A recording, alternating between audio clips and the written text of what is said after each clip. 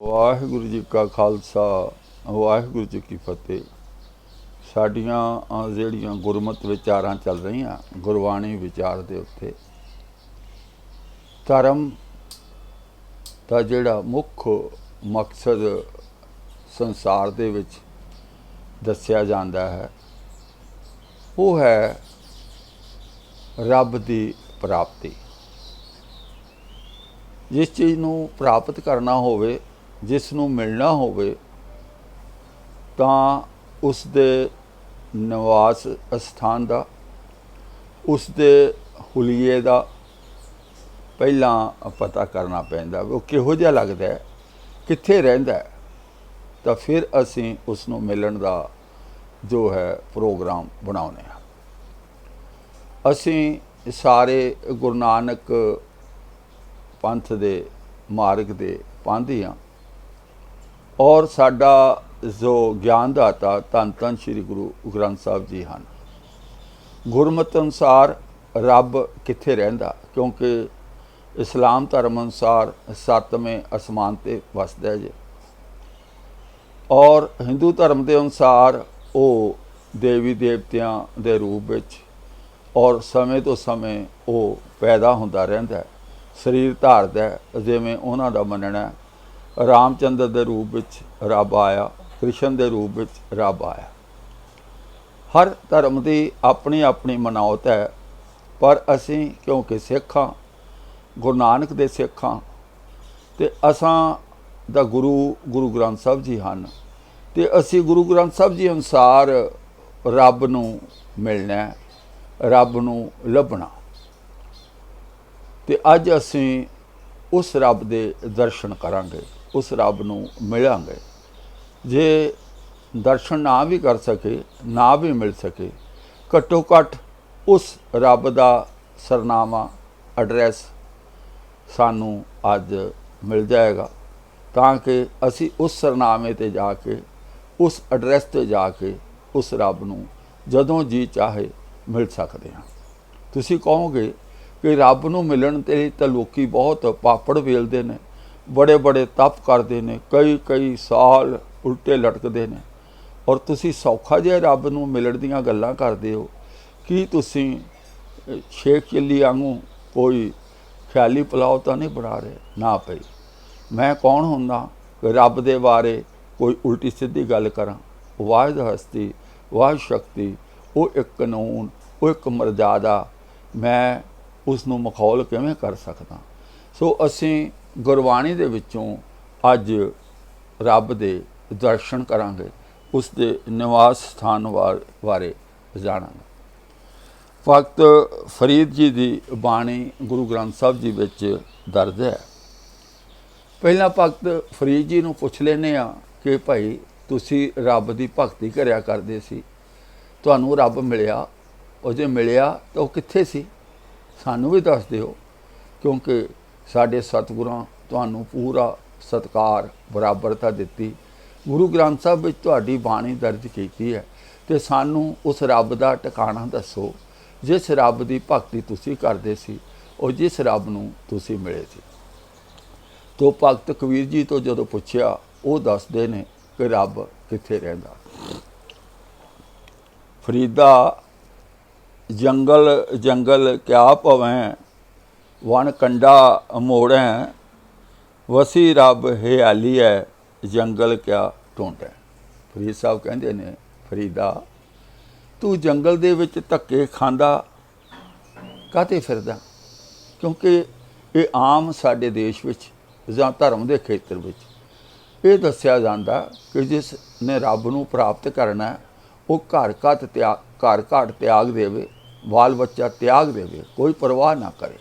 ਇਸ ਨੂੰ ਮਾਇਆ ਤੋਂ ਨਿਰਲੇਪ ਹੋਣਾ ਕਿਹਾ, ਜਦਕਿ ਗੁਰਮਤਿ ਦਾ ਮਾਰਗ ਗ੍ਰਸਥ ਜੀਵਨ, ਗ੍ਰਸਥ ਦਾ ਮਾਰਗ ਗੁਰਮਤਿ ਦਾ ਮਾਰਗ ਹੈ। ਪਰ ਧਰਮ ਦੇ ਖੇਤਰ ਵਿੱਚ ਐਸਾ ਹੀ ਦੱਸਿਆ ਗਿਆ ਕਿ ਘਰ ਘਾਟ ਤਿਆਗ ਕੇ, ਬਾਲ ਬੱਚੇ ਨੂੰ ਤਿਆਗ ਕੇ, ਸਮਾਜ ਨੂੰ ਤਿਆਗ ਕੇ ਜੰਗਲ ਵਿੱਚ ਜਾਓ ਔਰ ਉੱਥੇ ਭਗਤੀ ਕਰੋ, ਉੱਥੇ ਰੱਬ ਨੂੰ ਲੱਭੋ।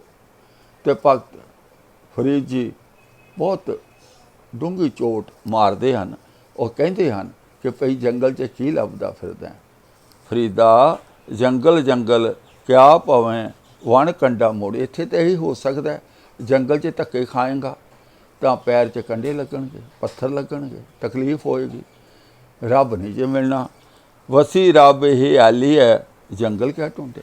ਭਾਈ ਉਹ ਤਾਂ ਤੇਰੇ ਹਿਰਦੇ ਘਰ ਵਿੱਚ ਵਸਦਾ ਹੈ, ਜੰਗਲ ਵਿੱਚ ਕੀ ਲੱਭਦਾ ਪਿਆ। ਸੋ ਫਰੀਦ ਜੀ ਨੇ ਸਪਸ਼ਟ ਕਰ ਦਿੱਤਾ ਕਿ ਰੱਬ ਨਾ ਤਾਂ ਕਿਤੇ 7ਵੇਂ ਅਸਮਾਨ 'ਤੇ ਆ ਔਰ ਨਾ ਹੀ ਜੰਗਲਾਂ ਵੀ ਆ ਮਾੜਾਂ ਵਿੱਚ ਹੈ। ਰੱਬ ਹਰ ਜੀਵ ਦੇ ਹਿਰਦੇ ਵਿੱਚ ਵਸਦਾ ਹੈ।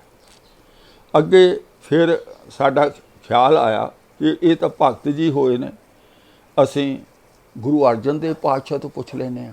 ਉਹਨਾਂ ਨੇ ਇਹ ਗੁਰੂ ਗ੍ਰੰਥ ਸਾਹਿਬ ਦੀ ਭੀੜ ਦੀ ਸੰਪਾਦਨਾ ਕੀਤੀ ਹੈ, ਉਹਨਾਂ ਨੂੰ ਵੀ ਰੱਬ ਦੇ ਬਾਰੇ ਕੁਝ ਇਲਮ ਤਾਂ ਹੋਏਗਾ, ਪਤਾ ਹੋਏਗਾ। ਅਤੇ ਗੁਰੂ ਅਰਜਨ ਦੇਵ ਪਾਤਸ਼ਾਹ ਸਾਨੂੰ ਰੱਬ ਦੇ ਅਸਥਾਨ ਦੇ, ਉਸ ਦੇ ਘਰ ਦੇ ਬਾਰੇ ਦੱਸਦੇ ਨੇ ਕਿ ਰੱਬ ਕਿੱਥੇ ਰਹਿੰਦਾ। ਉਹਨਾਂ ਨੇ ਹੋਰ ਥੋੜ੍ਹਾ ਜਿਹਾ ਖੋਲ੍ਹ ਕੇ ਦੱਸ ਦਿੱਤਾ। ਗੁਰੂ ਸਾਹਿਬ ਕਹਿੰਦੇ ਨੇ, ਸਗਲ ਬਨਸਪਤ ਮੈਂ ਬੈਸੰਤਰ, ਸਗਲ ਦੂਤ ਮੈਂ ਘੀਆ, ਊਚ ਨੀਚ ਮੈਂ ਜੋਤ ਸਮਾਣੀ, ਘਟ ਘਟ ਮਾਧੋ ਜੀਆ। ਉਹ ਕਹਿੰਦੇ ਰੱਬ ਐਵੇਂ ਹੀ ਹੈ, ਉਹ ਸਾਰੀ ਕਾਇਨਾਤ ਵਿੱਚ ਪਸਰਿਆ ਹੋਇਆ ਹੈ, ਕੋਈ ਵੀ ਅਸਥਾਨ ਰੱਬ ਤੋਂ ਸਖਣਾ ਨਹੀਂ ਹੈ। ਕਹਿੰਦੇ ਜਿਵੇਂ ਕਿਵੇਂ ਆ, ਦਿਸਦਾ ਨਹੀਂ ਆ ਪਰ ਉਹ ਹੈ ਕਿਵੇਂ। ਜਿੰਨੀ ਜੰਗਲ ਦੀ ਲੱਕੜ ਹੈ ਨਾ, ਬਨਸਪਤੀ ਹੈ, ਉਹ ਸਾਰੀ ਵਿੱਚ ਅੱਗ ਹੈ, ਦਿਸਦੀ ਨਹੀਂ ਆ। ਉਸ ਨੂੰ ਅੱਗ ਗਰਮ ਕਰੋ, ਅੱਗ ਵਿੱਚ ਪਾਓ, ਅੱਗ ਲੱਗ ਜਾਂਦੀ, ਅੱਗ ਉਹਦੇ ਵਿੱਚ ਹੀ ਹੈ। ਇਵੇਂ ਦੁੱਧ ਦੇ ਵਿੱਚ ਘਿਓ ਹੈ। ਹੁਣ ਜੇ ਕੋਈ ਦੁੱਧ ਲਿਆ ਕੇ ਕਹੋ ਘਿਓ ਦਿਓ, ਅਗਲਾ ਕਹੇ ਘਿਓ ਇਹਦੇ ਵਿੱਚ ਹੈ, ਉਹ ਕਹੇਗਾ ਕਿੱਥੇ ਹੈ, ਤਾਂ ਦੁੱਧ ਹੈ। ਭਾਈ ਦੁੱਧ ਦੇ ਵਿੱਚ ਹੀ ਘਿਓ ਹੈ। ਗੁਰੂ ਪੰਚਮ ਪਾਤਸ਼ਾਹ ਜੀ ਬੜਾ ਸਪਸ਼ਟ ਭਾਸ਼ਾ ਵਿੱਚ, ਬੋਲੀ ਵਿੱਚ ਦੱਸਦੇ ਨੇ ਕਿ ਰੱਬ ਐਵੇਂ ਰਮਿਆ ਹੋਇਆ ਹੈ, ਹਰ ਜਗ੍ਹਾ ਪਸਰਿਆ ਹੋਇਆ ਹੈ। ਰੱਬ ਕਿਤੇ ਆਪਣੀ ਕਾਇਨਾਤ ਤੋਂ ਬਾਹਰ ਨਹੀਂ ਬੈਠਾ ਹੋਇਆ। ਜਿਹੜਾ ਰੱਬ ਹਰ ਜਗ੍ਹਾ ਪਸਰਿਆ ਹੋਇਆ ਹੈ, ਉਸ ਨੂੰ ਅਨੁਭਵ ਕਰੋ। ਰੱਬ ਕੋਈ ਪਕੜਨ ਵਾਲੀ ਚੀਜ਼ ਨਹੀਂ ਆ ਵੀ ਹੱਥ ਨਾਲ ਜੱਫਾ ਮਾਰ ਲੈਣਾ। ਰੱਬ ਇੱਕ ਅਨੁਭਵ ਕਰਨ ਵਾਲੀ ਚੀਜ਼ ਹੈ। ਸੋ ਪੰਚਮ ਪਾਤਸ਼ਾਹ ਤੋਂ ਵੀ ਅਸੀਂ ਪੁੱਛ ਲਿਆ ਕਿ ਜਿਵੇਂ ਹਰ ਮਤਲਬ ਊਚ ਨੀਚ ਮੈਂ ਜੋਤ ਸਮਾਣੀ, ਘਟ ਘਟ ਮਾਧੋ ਜੀਆ, ਹਰ ਘਟ ਵਿੱਚ ਮਾਧੋ ਜੀਆ, ਹਿਰਦੇ ਵਿੱਚ ਉਹ ਵਸਦਾ ਹੈ। ਸੋ ਪੰਚਮ ਪਾਤਸ਼ਾਹ ਤੋਂ ਬਾਅਦ ਅਸੀਂ ਪੁੱਛਦੇ ਹਾਂ ਭਗਤ ਨਾਮਦੇਵ ਜੀ ਤੋਂ, ਭਈ ਤੁਸੀਂ ਵੀ ਬੜੀ ਭਗਤੀ ਕਰਦੇ ਹੋ, ਸੁਣਿਆ ਤੁਹਾਡੇ ਤੇ ਤਾਂ ਦਿਓਰਾ ਫਿਰ ਗਿਆ ਸੀ, ਭਾਵ ਸਾਰੀ ਸੰਗਤ ਪੰਡਤਾਂ ਵੱਲੋਂ ਹਟ ਕੇ ਤੁਹਾਡੇ ਨਾਲ ਜੁੜ ਗਈ ਸੀ, ਤੁਸੀਂ ਸੱਚੇ ਗੁਣਾਂ ਦੇ ਰੱਬ ਦੇ ਉਪਾਸਕ ਸੀ, ਤੁਹਾਡਾ ਰੱਬ ਕਿੱਥੇ ਰਹਿੰਦਾ। ਭਗਤ ਨਾਮਦੇਵ ਜੀ ਦੱਸਦੇ ਆ, ਆਓ ਰੱਬ ਦੇ ਦਰਸ਼ਨ ਕਰੋ। ਈਬੈ ਬੀਠਲ ਊਬੈ ਬੀਠਲ, ਬੀਠਲ ਬਿਨ ਸੰਸਾਰ ਨਹੀਂ। ਭਗਤ ਨਾਮਦੇਵ ਜੀ ਕਹਿੰਦੇ ਨਾ, ਇੱਥੇ ਉੱਥੇ ਉੱਪਰ ਨੀਚੇ ਪੂਰੇ ਸੰਸਾਰ ਵਿੱਚ ਉਹ ਪਸਰਿਆ ਹੋਇਆ ਹੈ। ਉਹ ਇੱਕ ਸ਼ਕਤੀ ਹੈ, ਆਪਣੇ ਕਾਨੂੰਨ ਦੇ ਰੂਪ ਵਿੱਚ ਸਾਰੇ ਵਰਤ ਰਹੀ ਹੈ। ਥਾਂਤ ਨੰਤਰ ਨਾਮਾ ਪ੍ਰਣਵੈ, ਪੂਰ ਰਹਿਓ ਤੂੰ ਸਰਬ ਮਹੀਂ, ਸਾਰਿਆਂ ਦੇ ਵਿੱਚ ਪਰਿਪੂਰਨ ਪਰਮਾਤਮਾ ਵਸਦਾ ਹੈ। ਹੁਣ ਫਿਰ ਰੱਬ ਨੂੰ ਕਿਤੇ ਮਿਲਣ 7ਵੇਂ ਅਸਮਾਨ 'ਤੇ, ਕਿਤੇ ਜੰਗਲ ਵਿੱਚ, ਕਿਤੇ ਐਂ ਜੋ ਗੁਆਚੀ ਚੀਜ਼ ਲੱਭੀ ਜਾਓ। ਭਾਈ ਉਹ ਤਾਂ ਸਾਰੇ ਮਹਾਂਪੁਰਸ਼ ਦੱਸ ਰਹੇ ਨੇ ਕਿ ਕਿਤੇ ਬਾਹਰ ਜਾਣ ਦੀ ਲੋੜ ਹੀ ਨਹੀਂ, ਉਹ ਤੁਹਾਡੇ ਵਿੱਚ ਹੀ ਹੈ। ਸੋ ਆਓ ਅੱਗੇ ਅਸੀਂ, ਹਾਲੇ ਵੀ ਹੋ ਸਕਦਾ ਤਸੱਲੀ ਨਾ ਹੋਵੇ ਵੀ ਅਸੀਂ ਪਹਿਲੀ ਪਾਤਸ਼ਾਹ ਗੁਰੂ ਨਾਨਕ ਦੇਵ ਪਾਤਸ਼ਾਹ ਤੋਂ ਪੁੱਛ ਲੈਂਦੇ ਹਾਂ, ਗੁਰੂ ਜੀ ਰੱਬ ਦੀ ਗੱਲ ਕਰਦੇ ਹੋ, ਰੱਬ ਨੂੰ ਅਸੀਂ ਮਿਲਣਾ ਕਿੱਥੇ ਮਿਲੀਏ, ਸਰਨਾਮਾ ਦਿਓ। ਤੁਸੀਂ ਕਹਿ ਰਹੇ ਨਾ ਕਿ ਇਹ ਜਿਹੜਾ ਜੀਵਨ ਹੈ ਪਈ ਪ੍ਰਾਪਤ ਮਾਨੁਖ ਦੇ ਹੋ ਰਿਹਾ, ਗੋਬਿੰਦ ਮਿਲਣ ਦੀ ਇਹੀ ਤੇਰੀ ਵਰੀਆ। ਪੰਚੋ ਪਾਤਸ਼ਾਹ ਕਹਿੰਦੇ ਨੇ ਕਿ ਇਹ ਸਾਨੂੰ ਦੱਸੋ ਵੀ ਅਸੀਂ ਕਿੱਥੇ ਜਾ ਕੇ ਮਿਲੀਏ। ਤਾਂ ਗੁਰੂ ਸਾਹਿਬ ਕਹਿੰਦੇ ਨੇ सब में जोत जोत है सोए, तिस दे चानण सब में चानण होए।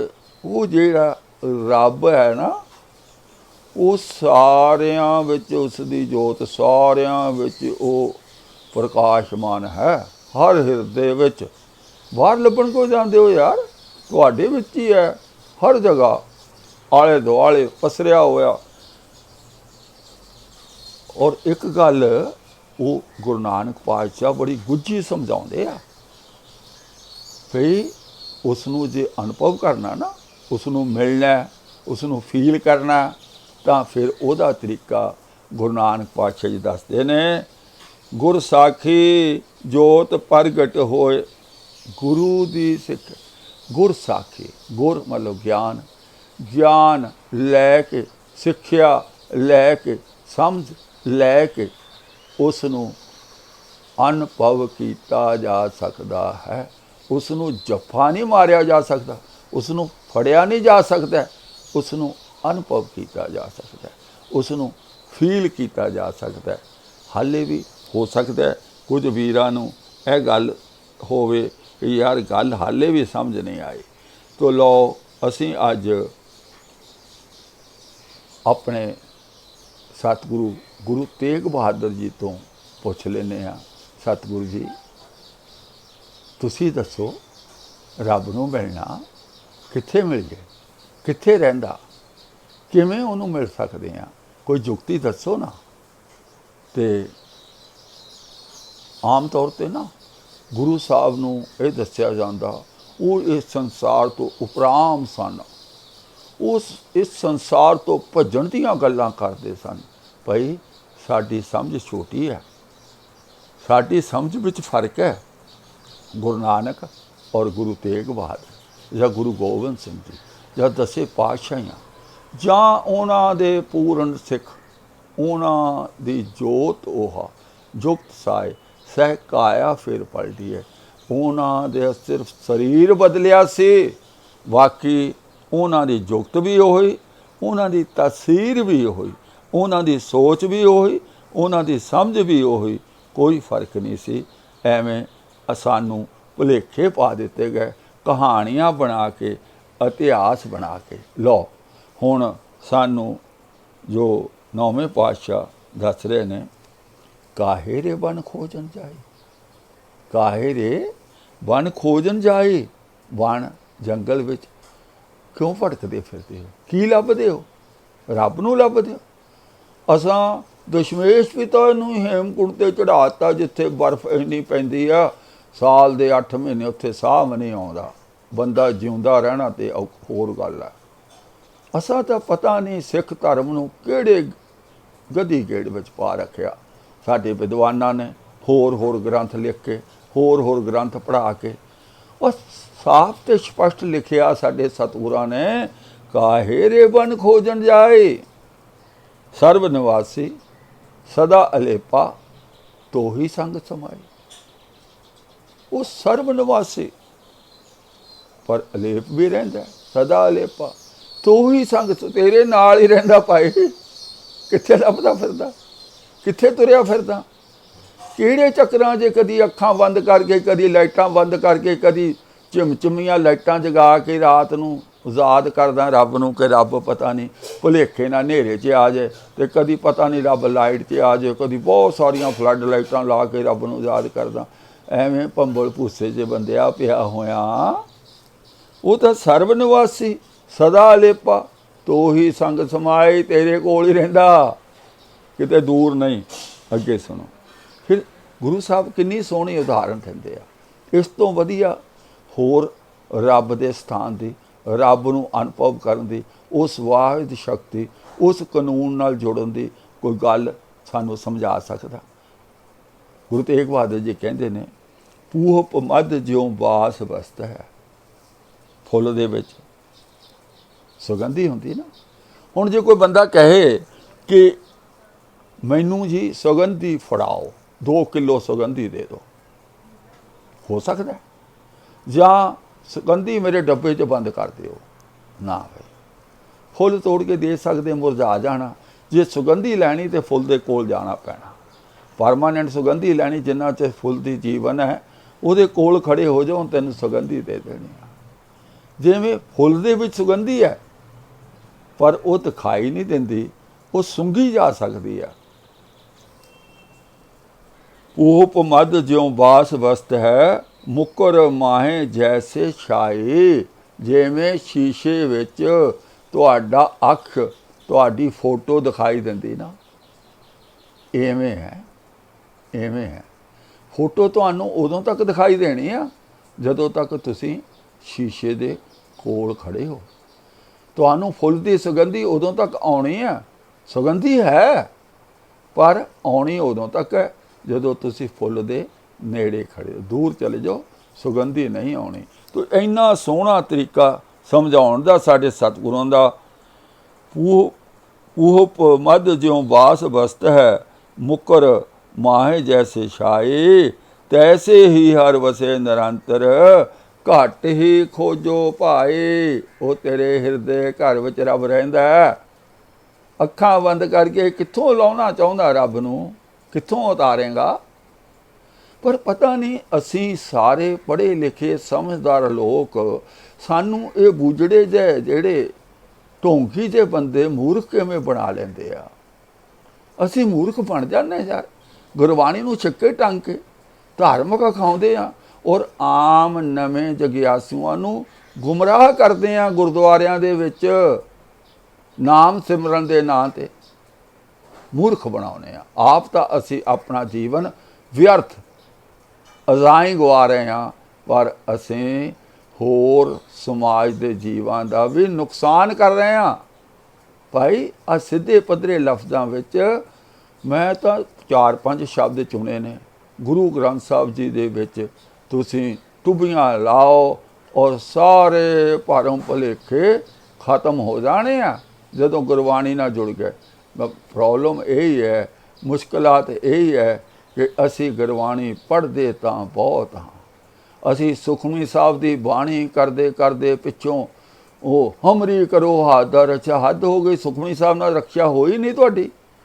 हुण तुहानूं अश्लील चरित्रोपख्यान की रचना पढ़न नूं तुहानूं बहुत, इहदा मतलब ये होया जदों तुसीं हमरी करो हद रचा कहने आ ना, उदों समझ आ जाती है कि जिहड़ा हुण तुसीं घंटा सुखमनी साहब का पाठ पढ़िया ना, तुहाडे सेहत ते तुहाडे दिमाग 'च उहदे विचों एक अखर भी नहीं गया। एक अखर भी, अगर एक अखर की समझ आ जाती, हमरी करो हाथ दे रचे वाला बेसवादा जिहा काम, ये चरित्र नंबर 404 त्रिया चरित्र का हिस्सा, यह तुहाडे मूहों निकलना नहीं सी। जे कोई कढ़दा तुसीं उत्थों उठ के बाहर आ जाना सी। भाई अमृतमई गुरबाणी पढ़न तो बाद इसका की काम? पर क्योंकि असां ते ना सुखमनी साहब समझी, ना असी हमरी करो हद दा रचा समझनी आ। असी तां बस ये दसना है असी धार्मिक हुन्ने आ, असी बाणी बहुत पढ़ते हैं, बहुत पढ़ते हैं। फलाना तां नास्तिक है, फलाना तां गुरु नालों टुटा होया बाणी नहीं पढ़दा, मैनू मूँह जवानी याद है। भाई जदों तुसी हमरी करो हद दा रचा कहने ना, तुसी अपने सारे कीते कराए नूं जीरो नाल मल्टीप्लाई कर लेने आ। क्योंकि अमृतमई सुखमनी साहब की बाणी विच अश्लील रचना का हिस्सा पा के तुसी अपने अंदर नूं स्पष्ट कर दिओ भी तुहाडा अंदर कोरा है, खाली है, कुछ नहीं है उहदे विच। आओ अगे असी सुणदे हां। पूप मध जो बास वस्त है, मुकर माहे जैसे छाए। तैसे ही हर वसे निरंतर, घट ही खोजो भाए। अपने हिरदे विच लभो, घट विच खोजो। फिर साहब कहते ने, और मतलब जदों गुरु साहब समझाउंदे ना, वो एक उदाहरण एक बार नहीं मानते, वो 5-7 बार समझाउंदे ने, किते तुसी पहली लाइन दे अर्थ गलत ना कर दिओ। अगे साहब कहते ने, बाहर भीतर एको जानो, बाहर भीतर एको जानो। यह गुर ज्ञान बता, ये मैनू गुर तरीका ज्ञान ए मैनू जो प्राप्त होया, या मेरे गुरु ने दस्या, गुरु ज्ञान ने दस्या, ये गुरु ज्ञान ने मैनू गल समझाई है। ਇਹ ਮੈਨੂੰ ਸੋਝੀ ਆਈ ਹੈ ਕਿ ਭਈ ਬਾਹਰ ਭੀਤਰ ਸਾਰੇ ਸੰਸਾਰ ਵਿੱਚ ਉਹ ਇੱਕੋ ਹੀ ਸੱਤਿਆ ਜੋ ਹੈ ਸਾਰੀ ਚੀਜ਼ ਦੇ ਵਿੱਚ ਰਮੀ ਹੋਈ ਹੈ, ਉਹੀ ਚੱਲ ਰਹੀ ਹੈ। ਜਨ ਨਾਨਕ ਬਿਨ ਆਪਾ ਚੀਨੈ ਮਿਟੇ ਨਾ ਭਰਮ ਕੀ ਕਾਈ। ਅਸਲ ਵਿੱਚ ਬੰਦੇ ਨੇ ਬੰਦਾ ਬਣਨਾ ਸੀ, ਆਪਣੇ ਆਪ ਨੂੰ ਚੀਨਣਾ ਸੀ, ਆਪਣੇ ਆਪ ਨੂੰ ਜੋ ਹੈ ਸਮਝ ਬਖਸ਼ਣੀ ਸੀ। ਜਨ ਨਾਨਕ ਬਿਨ ਆਪਾ ਚੀਨੈ ਮਿਟੇ ਨਾ ਭਰਮ ਕੀ ਕਾਈ। हे ਦਾਸ ਨਾਨਕ, ਆਪਣਾ ਆਤਮਿਕ ਜੀਵਨ ਪਰਖਣ ਤੋਂ ਬਿਨਾ ਮਨ ਉੱਤੋਂ ਭਟਕਣਾ ਦਾ ਜਾਲਾ ਦੂਰ ਨਹੀਂ ਹੋ ਸਕਦਾ ਤੇ ਉਤਨਾ ਚਿਰ ਸਰਵ ਵਿਆਪਕ ਪਰਮਾਤਮਾ ਦੀ ਸੋਝੀ ਨਹੀਂ ਆ ਸਕਦੀ।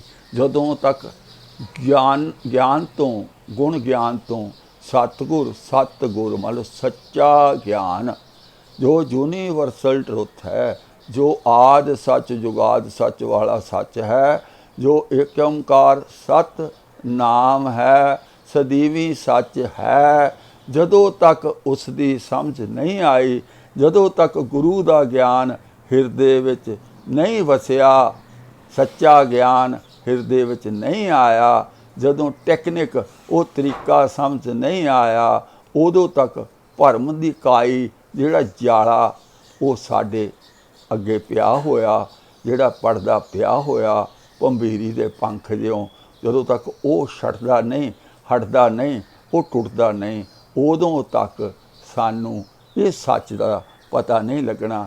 ਭਾਈ ਇੱਕੋ ਹੀ ਬੇਨਤੀ ਮੈਂ ਕਰਦਾ, ਗੁਰਮੁਖੋ, ਸਿੱਖ ਧਰਮ ਨੂੰ ਹਾਈਜੈਕ ਕੀਤਾ ਹੋਇਆ, ਹੋਰ ਅੱਖਾਂ ਮੁੰਦ ਕੇ ਕਹਾਣੀਆਂ ਸੁਣਾ ਕੇ ਸਾਨੂੰ ਗੁਰੂ ਦੀ ਬਾਣੀ ਨਾਲੋਂ ਇੰਨੀ ਨਿਰਮਲ ਨਿਰਾਲਾ ਜਰ ਸਪਸ਼ਟ ਗੱਲਾਂ ਸਾਰੀਆਂ ਸਾਡੇ ਸਤਿਗੁਰ ਕੀਤੀਆਂ।